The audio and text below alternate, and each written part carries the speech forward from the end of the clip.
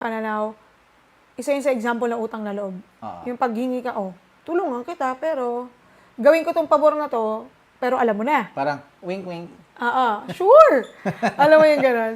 Ang naiisip ko lang dito with this topic is, minsan kasi, di ba, nagiging ugat na siya ng misunderstanding. Di ba? Na dapat naman talaga ang pagtulong, ang kaugnay nun being grateful. Pero minsan nag-end up siya na, wala kang utang na loob. Napapanood natin yan sa pelikula. Mga linyahan yan. Sa pelikula ba talaga? Tinanggap kita dito sa pamamahay ko, wala kang utang na loob. Inahas mo si Don Jose. Hindi, I mean parang I don't know kung nagiging justification siya sa paggawa mo ng ibang mga desisyon mo sa buhay. For example, yan, lalo yung pinatira. Kinupkup kita dito nung walang-wala ka. Tinulungan mo siya, open heart and open soul, open